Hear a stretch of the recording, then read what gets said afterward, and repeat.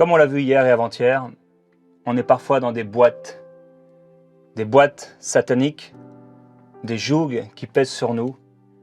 On se retrouve dans des endroits où on ne peut sortir, que ce soit Satan qui nous a introduits par la maladie, le rejet, la honte, que ce soit nos amis, en voulant bien faire parfois. Il y a des boîtes dont on ne peut sortir. Et comment on peut sortir souvent de nos boîtes? C'est avec nos amis.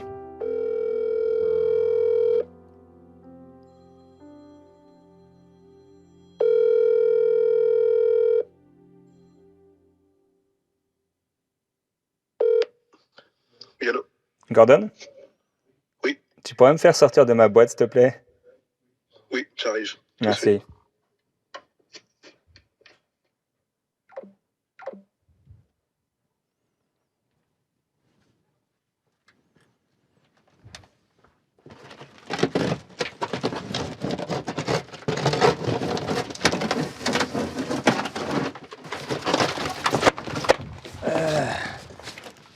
Merci, Gordon.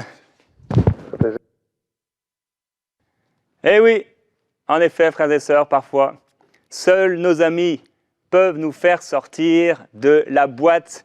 C'est ce dont on va parler aujourd'hui, comment on peut sortir de nos boîtes. Alors, il y a la puissance de Dieu, le Seigneur est là pour nous délivrer, nous faire sortir de nos boîtes, mais également ce sont nos amis qui vont nous aider à sortir de nos boîtes.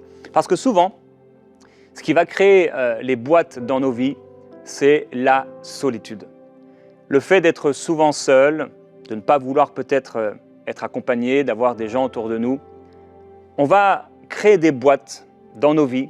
Et surtout, si les boîtes ont été créées par le diable, par des paroles qu'on a pu entendre ici, à droite, à gauche, même parfois par des amis, et qu'on ne veut pas forcément de l'aide des autres, eh bien on va rester dans ces boîtes sans pouvoir trouver de l'aide. Alors, la solitude crée des boîtes et nous fait rester dans ces boîtes. Et souvent, une chose qui va nous aider à sortir de nos boîtes, c'est donc les autres. Lorsqu'on va permettre aux autres de parler dans nos vies. Combien de fois, Annabelle, mon épouse, combien de fois, Michael, ont pu me sortir des boîtes dans lesquelles j'étais? On est tous, d'une manière ou d'une autre, dans des boîtes. Il y a des boîtes qui sont bonnes, on en parlera. Il y a des boîtes qui sont bonnes pour un temps. Il y a des boîtes qui sont mauvaises dès le début. Et les boîtes, qu'elles soient mauvaises ou qu'il faut en sortir parce que c'est le moment d'en sortir, comme Jésus, au bout de 3 jours, il fallait en sortir, eh bien, souvent nos amis sont là pour nous aider à sortir de ces boîtes. Parfois, ils manquent de sagesse, parfois, ils ne connaissent pas exactement le chemin pour le chemin de notre cœur et ça peut des fois nous blesser. Ils peuvent nous dire des choses ça fait mal, mais on sait que c'est vrai. Même si parfois le conseil ou la parole n'était pas parfaite à 100%, des fois on sait que c'est vrai. Et combien de fois Annabelle, mon épouse ou Michael ou même d'autres amis autour de moi ont pu m'aider à sortir des boîtes dans lesquelles j'étais. Au tout début d'Enseigne-moi, en fait, le site internet n'était pas encore créé et on avait juste créé l'association, je crois. On était sur le point de créer l'association Enseigne-moi. C'était en 2004. Mon ami David Houstin, avec qui on a créé le site enseigne-moi.com et qui a été pendant de longues années en Chine avec son épouse et leur fils, nous a rejoints maintenant. Et à cette époque-là, donc on avait à peu près 19 ans, 20 ans, je ne sais plus exactement, 22 ans. Et il a eu une vision de moi et il m'a vu dans un cercueil. Et j'étais en train le cercueil était en train comme d'aller en terre. Et à l'époque, il m'a partagé cette vision. D'abord, il l'a partagé à Michael. Et ils m'ont raconté par la suite qu'ils ont prié pour moi. Je crois que c'était une soirée, ils ont prié pour moi par rapport à cette vision. Et sans le savoir, c'était une image de ce qui était en train de se passer dans ma vie spirituelle. Dans ma vie, c'était tellement clair pour moi, j'avais un appel de Dieu d'être pasteur. Et j'avais déjà tout tracé dans ma tête. Voilà, je vais être pré-stagiaire et stagiaire, comme c'était dans les Assemblées de Dieu où j'étais à l'époque. Et ensuite, voilà, je vais faire l'école biblique, et ensuite j'aurai mon église, etc. J'avais tracé toute la vision devant moi, mais c'était une vision humaine. Ce n'était pas le chemin que Dieu avait prévu pour moi. Et finalement, j'étais rentré dans une boîte. Et le Seigneur voulait me faire sortir de cette boîte. J'avais créé une vision qui était en fait devenue comme une forteresse, mais ce n'était pas la vision de Dieu. Et des fois, dans nos vies, eh bien, il y a des boîtes comme ça, dans lesquelles on est. On se met et on s'installe et on met un canapé dans la boîte et on met tout ce qu'on peut mettre dans la boîte et on reste là dans la boîte.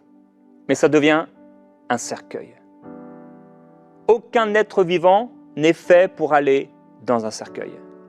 On met les morts dans des cercueils et non les vivants. Alors, les gens peuvent parfois nous conseiller, nous apporter des paroles d'encouragement. Et ces paroles, quand on les entend, comme je disais, ça peut faire mal. Dernièrement, Annabelle m'a donné une parole d'encouragement par rapport à un aspect de mon ministère. Et quand j'ai entendu, j'ai dit « Non, c'est pas vrai, Annabelle ». Et après, la parole, elle me poursuivait. Elle est revenue encore une fois, elle est revenue 2 fois. Et je me suis dit, en fait, elle a raison. C'est vrai, elle a raison. Et cette parole m'a aidé à commencer à sortir de ma boîte. Et je prie aujourd'hui, quelle que soit la boîte dans laquelle tu te trouves, que ce soit une boîte satanique, dans le sens où c'est Satan lui-même qui t'a poussé dans le cachot, dans la fosse, dans la boîte, que ce soit tes amis, peut-être en voulant bien faire ou pas, que ce soit des gens, ou que ce soit toi-même qui te sois introduit dans cette boîte. Parfois aussi Dieu nous met dans des boîtes, mais c'est pendant un temps, et c'est pour sa gloire, ou on considère ça comme des boîtes, mais c'est plutôt un cadre dans lequel le Seigneur nous met. Dans le désert, ils ont dû y rester pendant un temps, et ils n'ont pu entrer qu'au moment où ils étaient prêts, ou en tout cas que Dieu avait conclu qu'ils étaient prêts.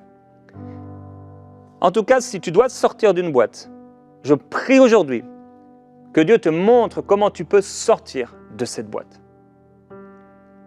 Dieu peut te faire sortir de cette boîte, mais aussi tes amis peuvent te faire sortir de cette boîte.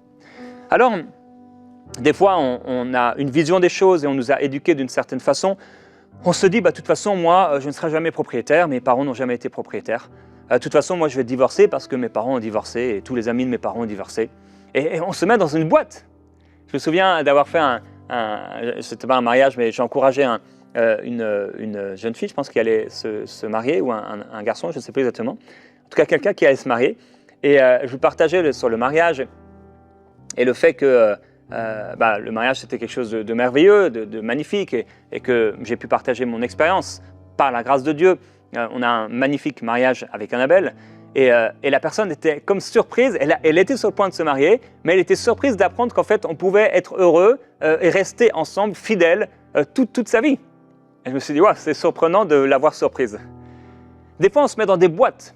Quelque part, au fond, on se dit, je ne pourrai jamais rester fidèle. Ou alors, on se dit, je ne pourrai jamais faire cette chose-là. Et il y a des paroles, comme celles que vous entendez dans Prière inspirée, comme celles que vous entendez dans votre église locale, comme celles que vous entendez donc, par votre pasteur ou par les amis qui sont autour de vous, par votre épouse, par votre époux, même parfois par vos enfants. Dieu a pu utiliser une ânesse pour reprendre le prophète. Alors Dieu saura utiliser n'importe qui, parfois même la boulangère, que vous ne connaissez à peine, et qui par une parole pourrait vous ouvrir les yeux et vous dire « Oh, c'est vrai ce qu'elle m'a dit » et vous faire sortir de cette boîte.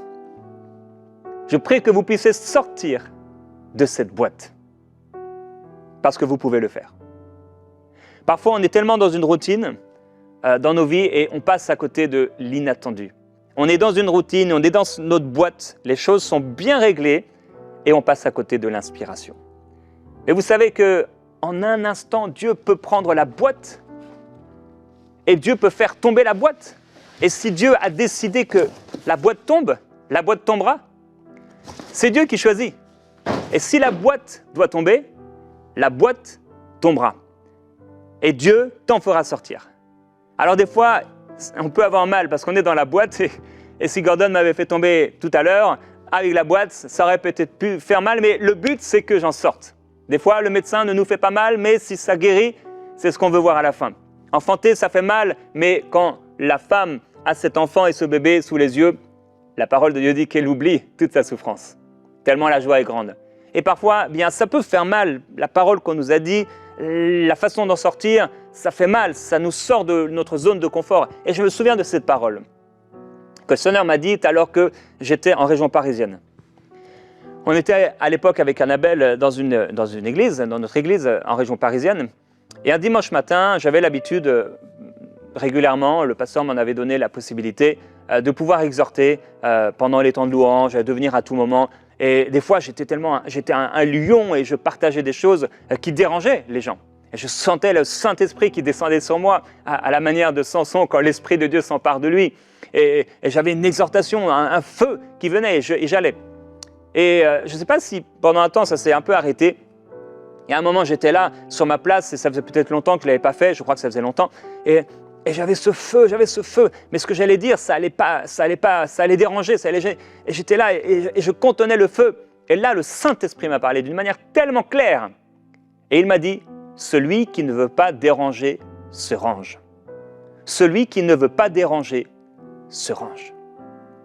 Alors peut-être que tu as voulu ne pas déranger et tu t'es rangé, mais je prie que par ces paroles et que les paroles que tes amis t'ont données puissent aujourd'hui t'amener à sortir de cette boîte. On a dit, peut-il venir quelque chose de bon de Nazareth? Et il faut refuser les a priori qui te bloquent et qui t'empêchent de progresser et de changer. Nicodème a été voir Jésus de nuit. Ok, on peut lui reprocher d'être allé voir Jésus de nuit, mais au moins il a été voir Jésus pour sortir de la boîte religieuse dans laquelle il était. Et comme dans la vision que David avait eue à l'époque où j'étais comme dans ce cercueil, ils ont prié pour moi et je suis sorti de cette boîte par leur prière et par cette révélation. De la même façon, je prie qu'aujourd'hui, par ces paroles d'exhortation, tu puisses sortir de la boîte, peut-être une boîte religieuse dans laquelle tu es. C'est peut-être une boîte émotionnelle, tu n'arrives pas à exprimer tes émotions. Tu n'arrives pas à dire « je t'aime ». Tu n'arrives pas à annoncer l'évangile, tu n'arrives pas à poser tes mains sur les malades quand tu entends quelqu'un et tu es bloqué. Et c'est une boîte. Et je prie qu'aujourd'hui, par ces paroles d'exhortation et par le Saint-Esprit, le Seigneur secoue cette boîte peut-être, même si la boîte doit tomber par terre, pour t'en faire rouler, tu vas sortir de cette boîte au nom du Seigneur Jésus-Christ. Alors, à EMCI, dernièrement, on a ce qu'on appelle la chapelle le lundi matin, on passe des temps de prière ensemble, et avant ça, il y a des temps plus administratifs, etc., où on va donner certains sujets, certaines règles, le fonctionnement et tout. Et on a le directeur des opérations à EMCI qui s'est donné comme objectif de passer chaque département, il y avait une vingtaine de départements, donc passer dans chaque département, et on a appelé ça transformation. Et donc, le but, c'est que dans chaque département, on fasse un état des lieux, comment ça fonctionne, comment ça marche, comment les choses sont, et bien sûr, essayer de faire sortir de la boîte les choses qui sont mises en place. Puisque parfois, on peut, vous savez, comme de la gangrène, on peut commencer comme une paralysie qui gagne un membre, on peut commencer à s'atrophier parce qu'on sait faire, et au bout d'un moment, mais vous savez que si on ne change pas, au bout d'un moment, eh bien, on va pourrir. Si tu ne bouges pas ton bras pendant 1 an, eh bien, tu ne pourras plus l'utiliser. Alors, il y a besoin d'une transformation, en effet. Et les questions qu'on peut se poser, ce sont les questions, je pense qu'on devrait se poser dans ce département, et que tu devrais te poser peut-être dans ta société, la société que tu gères, dans ton travail, dans ta vie spirituelle, dans ta maison. Première question, est-ce que je suis dans une boîte? Dieu nous a mis dans une boîte à ciel ouvert. En réalité, finalement, ce n'est pas une boîte, la terre, au milieu de tout un espace. Il ne nous a pas enfermés dans une boîte. C'est une boîte, mais nous, on marche par-dessus, à ciel ouvert. Donc, premièrement, est-ce qu'on est dans une boîte? Deuxièmement, est-ce que c'est une bonne boîte? Est-ce que c'est une bonne ou c'est une mauvaise sécurité? Est-ce que c'est un appui qui est bon ou c'est un mauvais appui? Et troisièmement, si elle est devenue mauvaise, eh bien, comment je peux sortir de cette boîte? Dans l'Ancien Testament, il y a plusieurs alliances. Il y avait l'ancienne alliance et les anciennes alliances. Et Dieu a fait une alliance avec Adam et Ève. Mais ensuite, il a fait une alliance avec Noé. Et puis, il a fait une alliance avec Moïse. Et il a fait une alliance avec Abraham. Et il a fait différentes alliances. Et maintenant, nous sommes dans la nouvelle alliance.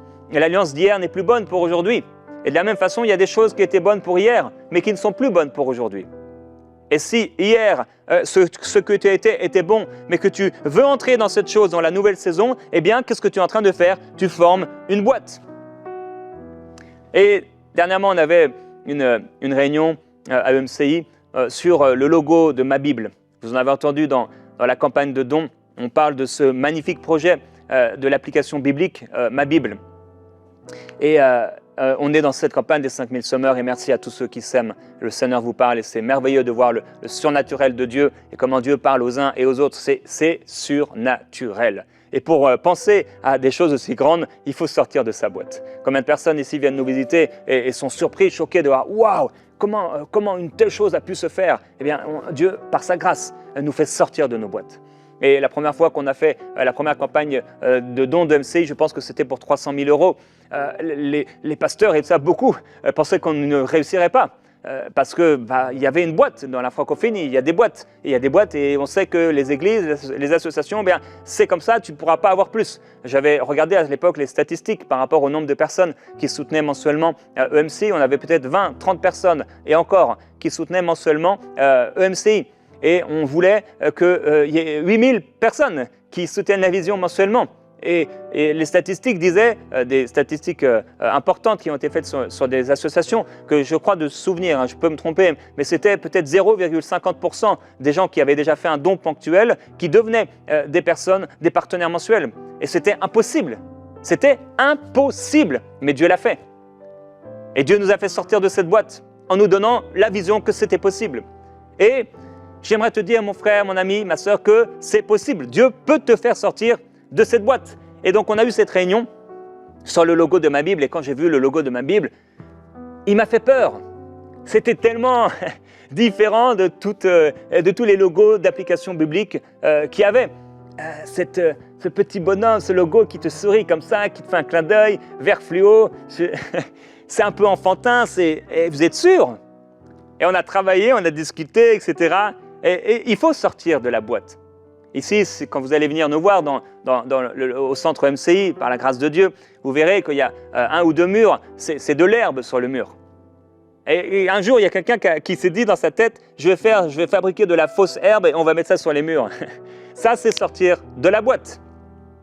Pendant que je préparais cette émission, j'étais à mon bureau, etc., en train de préparer l'émission, et je me suis dit, ça devenait comme un peu lourd, c'était difficile, je me suis dit, je vais sortir de la boîte, et j'ai été dehors. Et là, il y avait un beau soleil, je me suis mis là tranquillement devant cette table, et là, j'étais inspiré. Des fois, il faut sortir de la boîte. Et nos amis sont là, souvent, pour nous en faire sortir. Et si Dieu vous appelle à faire sortir quelqu'un de la boîte, priez pour la sagesse, pour aider l'autre à sortir de la boîte. Et j'aimerais dès maintenant que tu puisses prier parce que je crois que Dieu veut t'utiliser pour faire sortir cette personne de la boîte. Tu sais exactement qui est cette personne, tu sais comment tu as voulu la faire sortir de la boîte. Mais si tu manques de sagesse, elle peut vraiment se blesser dans la boîte. Elle peut se faire très mal. Trop mal. Alors, j'aimerais que tu puisses prier maintenant. Seigneur, donne-moi de l'intelligence, du discernement spirituel pour que je puisse aider les autres, mes amis, à sortir de leur boîte. On va prier pour toi et pour tes propres besoins et tes propres boîtes. Mais maintenant, est-ce que tu peux prier pour peut-être tu es marié, prie pour ton épouse, ton époux, tes enfants. Seigneur, comment je peux les aider à sortir de leur boîte? Donne-moi, s'il te plaît, le discernement. C'est quoi les boîtes dans lesquelles ils sont? Qu'est-ce qu'ils ont dit qui était impossible? C'est quoi la boîte qui les enferme, qui enferme cette personne?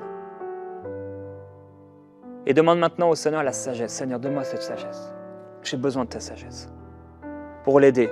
Il y a plusieurs d'entre vous, vous avez essayé de sortir cet enfant, cette épouse, ce mari de la boîte, mais vous l'avez fait mal. Vous l'avez mal fait. Vous vouliez bien faire, mais vous l'avez mal fait. Et je prie pour la sagesse maintenant pour vous, Père. Je prie, donne-leur cette sagesse. Donne-leur une sagesse profonde. Profonde. Afin que cette parole soit bien reçue. Et que cette personne qui a besoin de sortir de la boîte puisse en sortir. Parce qu'il aura trouvé une personne remplie d'amour, une personne douce, et des paroles empreintes de douceur et de sagesse. Père, devant ta sagesse, devant ton amour, les cœurs les plus durs fondent. Et Père, je prie que ces boîtes fondent. Au nom de Jésus-Christ, que ces boîtes fondent. Seigneur, merci. Il est écrit, après le sabbat, à l'aube du dimanche, Marie de Magdala et l'autre Marie allaient voir le tombeau et soudain il y eut un grand tremblement de terre car un ange du Seigneur descendit du ciel, vint rouler la pierre de devant l'ouverture et s'assit dessus. Il avait l'aspect d'un éclair et son vêtement était blanc comme la neige. Les gardes tremblèrent de peur et devinrent comme morts. Mais l'ange prit la parole et dit aux deux femmes, « Quant à vous, n'ayez pas peur, parce que je sais que vous cherchez Jésus, celui qui a été crucifié. Mais il n'est pas ici, il est ressuscité, comme il l'avait dit. » Et de la même façon que cet ange est venu, il s'est posé sur ce tombeau. Il a roulé la pierre, la gloire du Seigneur était sur lui. Et bien que de la même façon maintenant, l'ange de Dieu puisse vous libérer de cette boîte, dans votre propre vie, là où vous êtes dans ce tombeau, au nom du Seigneur Jésus-Christ, Lazare, sors, que la vie de Dieu entre en toi, mon frère, ma sœur, que tu puisses te défaire de ces bandelettes de mort, comme nous l'avons vu hier, et que dans le nom du Seigneur, tu sortes de ce cercueil, au nom de Jésus. Plusieurs, vous êtes dans un cercueil spirituel, oh, vous savez prier, oui, vous connaissez des versets par cœur, mais vous êtes dans un cercueil spirituel, et ce n'est pas votre place. Et je vous le dis aujourd'hui, en tant que votre ami, vous disant la vérité, vous êtes dans un cercueil spirituel. Vous devez vous en sortir, vous avez perdu la ferveur, vous avez perdu la force dans la prière, et vous êtes entré dans ce cercueil. Et je prie que maintenant, par la puissance du Saint-Esprit, vous puissiez en sortir, au nom de Jésus-Christ. Combien de fois j'ai dû sortir de cette boîte religieuse, petit à petit, ça vient en quelques jours, en quelques semaines, si on n'y prend pas garde, mais qu'au nom du Seigneur Jésus-Christ, maintenant, vous puissiez sortir de cette boîte religieuse. Il y a tellement plus en lui. Il y a tellement plus en Jésus-Christ. Il y a tellement plus dans sa présence. Père, je prie pour la gloire de Dieu dans leur vie. Je prie que là où c'était étriqué, oh, ils avaient leur petit message, ils avaient leur petite prédication, ils avaient leur petite routine, ils avaient leurs petites choses, etc. Tout bien réglé, tout bien. Mais Seigneur, tu veux exploser parfois les boîtes. Là où les pierres ont été scellées, tu viens, Seigneur, arracher ce qui a scellé cette pierre et briser les verrous de fer et d'acier. Dans le nom du Seigneur Jésus-Christ, que les verrous de fer, que les verrous d'acier religieux, qui t'empêchait de vivre le tout accompli de Dieu, qui t'empêchait d'être rempli du Saint-Esprit, qui t'empêchait d'entrer dans l'intercession, qui t'empêchait d'entrer dans ces gémissements spirituels, qui t'empêchait d'être rempli à déborder et de devenir comme ce lion puissant, exhortant les autres, encourageant les autres, fortifiant les autres.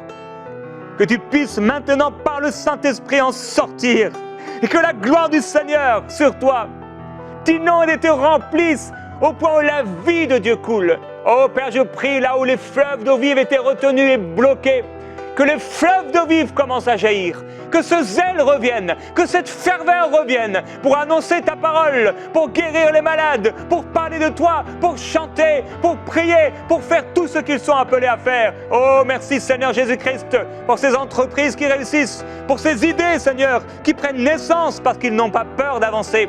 Oh Seigneur, ils ne resteront plus, Seigneur, pour ne pas déranger, mais ils dérangeront, mais avec ta gloire, Seigneur. Oh, tu briseras les verrous de fer, tu briseras les portes d'acier. Nous voulons te glorifier, Seigneur Jésus-Christ. À Samarie, l'écuyer a dit en pleine famine, mais Dieu ne pourrait pas faire une telle chose. Il faudrait qu'il ouvre les portes des cieux Et le prophète lui a dit, tu le verras de tes yeux, mais tu n'en mangeras pas. Il a été écrasé par la foule et par la porte de cette ville. Mais en un jour, Dieu avait fait un miracle économique et avait répandu sa provision et son amour sur tout ce peuple. Et que de la même façon, en un jour aujourd'hui, par la puissance de Dieu, alors que tu crois par la foi, cette porte de la ville, de la Samarie dans laquelle tu te trouvais, dans la famine, dans la honte, que cette porte soit abattue et que tu puisses courir vers le Seigneur Jésus-Christ, le Dieu de toute provision, dans le nom du Seigneur Jésus. Reçois la délivrance, reçois la provision, au nom glorieux de Jésus-Christ, que la gloire du Seigneur soit sur toi. Et c'était une introduction magnifique pour notre soirée. Nous sommes dans la deuxième édition de la Semaine des Miracles. Et ce soir, nous parlons du Dieu qui délivre avec le pasteur Marcel Kwamenan, le badaboum de Dieu. Il est sorti de sa boîte. Et je prie que ce soir, nous puissions vivre ensemble dans ce live extraordinaire, la puissance de Dieu. Si vous connaissez des frères et des sœurs qui sont encore dans cette boîte et qui ont besoin de délivrance, si vous-même, vous en avez besoin, on se retrouve ce soir dans notre Semaine des Miracles.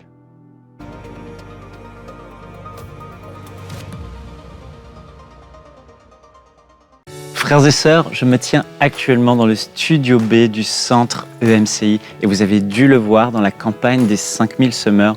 Grâce à ce studio B, on va pouvoir produire davantage d'émissions pour la chaîne, des émissions de grande qualité et notre cœur, c'est d'offrir le meilleur pour le royaume de Dieu.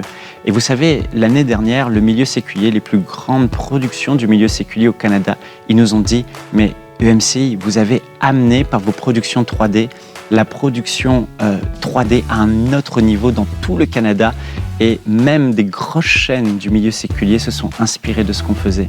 Alors c'est glorieux de voir cela, mais vous savez, la qualité, ça a un coût. Et pour pouvoir équiper ce studio B, on parle d'un coût de plus de 1,5 million d'euros juste en équipement, d'éclairage, de systèmes de caméra, tracking 3D, de systèmes d'acoustique de qualité. Enfin voilà, ça a un coût.